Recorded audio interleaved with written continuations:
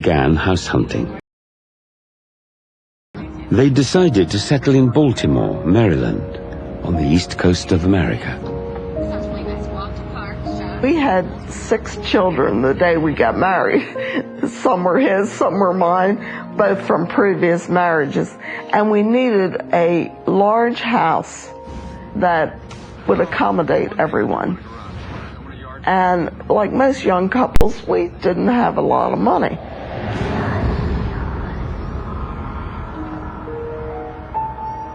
The first time that we saw the house, I thought it was a great bargain. It was owned by an older woman. Her son was organizing the sale of the property. Built in the 1920s, the house needed considerable work, but it was spacious and charming, and well within their means. Best of all, it looked nothing like the house in Nancy's nightmare. The property had been empty for a year. It was in need of redecorating and repair. But to Ron and Nancy, it was perfect, and they agreed to buy it.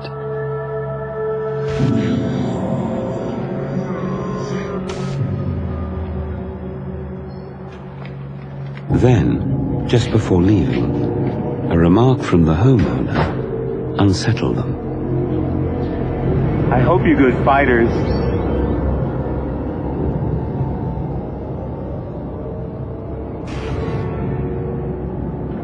That's a strange thing to say. I got bad neighbors or what? And I didn't know what he was talking about.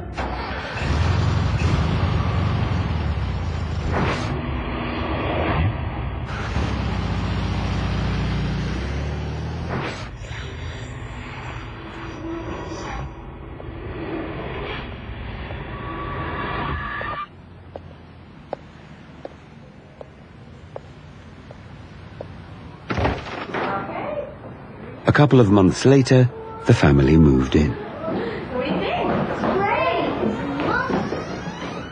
Alan Simmercott is one of Nancy Stalling's children from her first marriage. My stepfather had children of his own, and there was kids with my mother, and when they got married, it was almost like the Brady Bunch.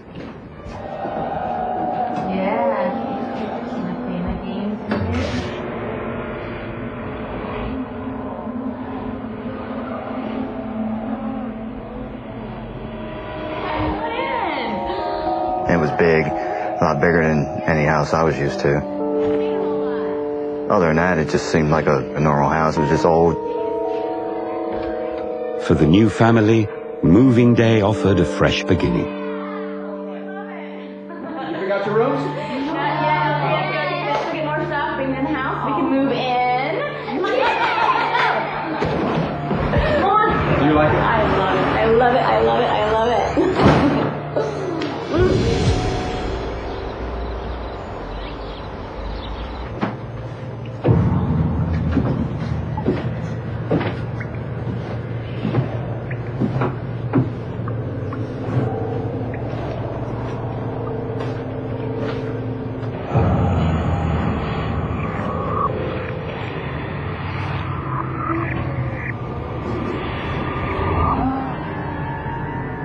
The basement was real dreary and kind of had a real creepy feeling to it. Like something happened there, like something might happen there again. I didn't care for the basement at all. I mean, from the first day, I never liked the basement.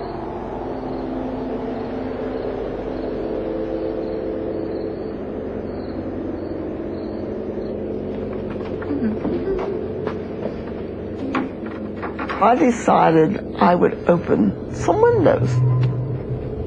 At first I thought they were painted shut. I couldn't get them open.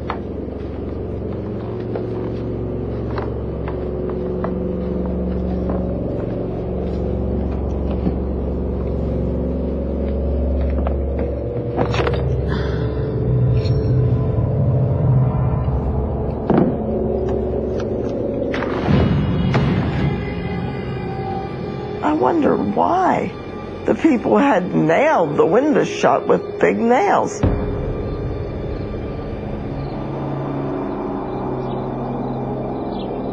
That would not be the only question Nancy and her family would ask about their new house. Hey, whoa, guys, washing legs in the house, you know better. Faucets would turn off and on. I didn't understand how that could happen. We figured it must be because it's an old house. The unexplained phenomena didn't end with the windows and the taps. For the Stallings, this was just the beginning of a living nightmare in their new home.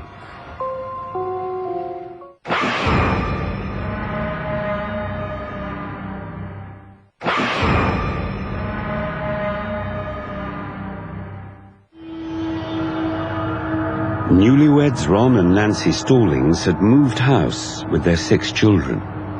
Strange things had started to happen. The windows had been nailed shut, and the sink taps seemed to run of their own accord. Despite these events, the family tried to settle into a comfortable routine.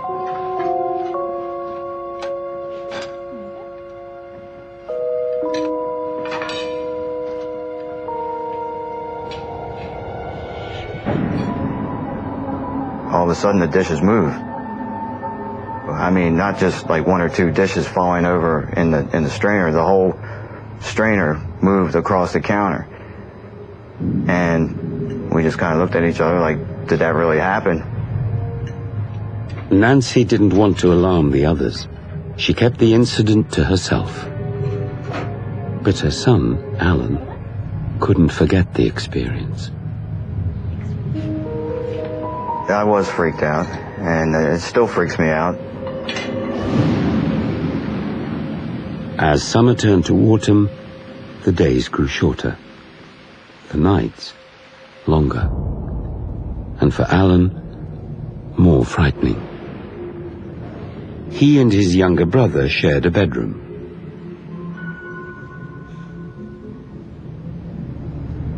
I would lay there at night, and I would hear heavy footsteps, like heavy boots.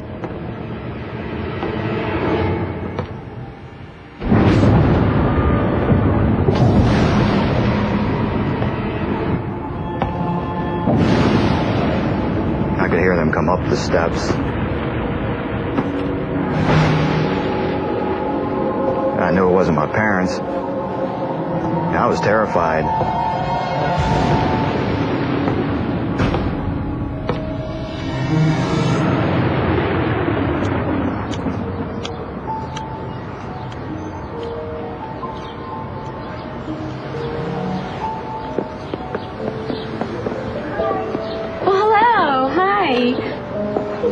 Hi, Nancy Stallings. Oh, welcome to the neighborhood. Thank you so much. How do you like it? You know, we're moving in slowly, getting there. That's nice. good.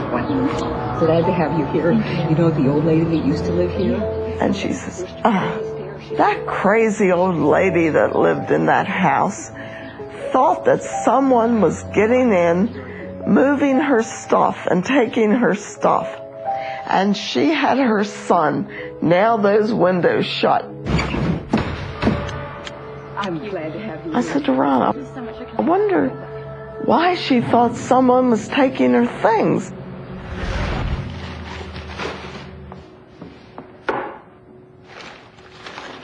As weeks passed without further incident, Nancy became less concerned.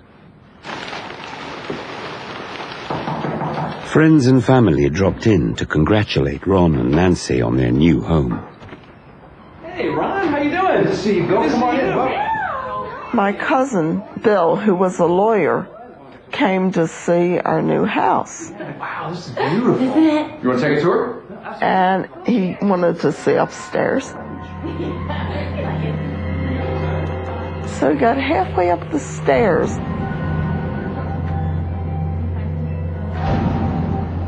And he got a really strange look on his face.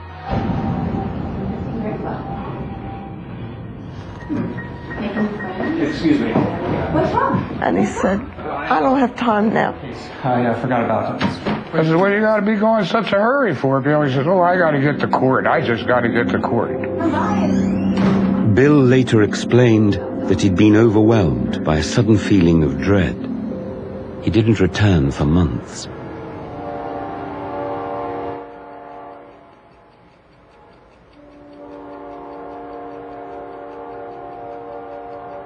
One night in October,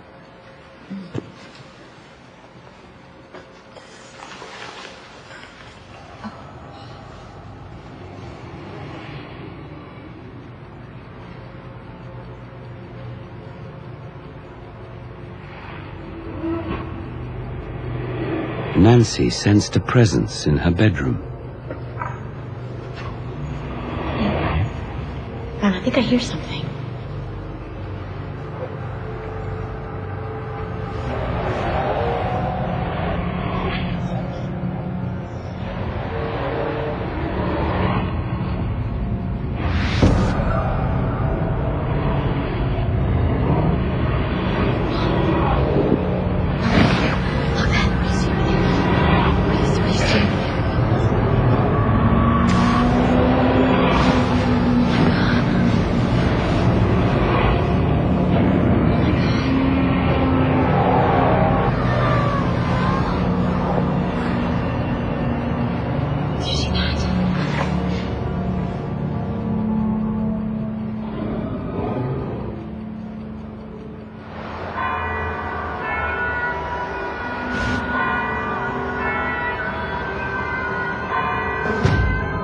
Hoping to make sense of the strange events in their home, Ron turned to his uncle.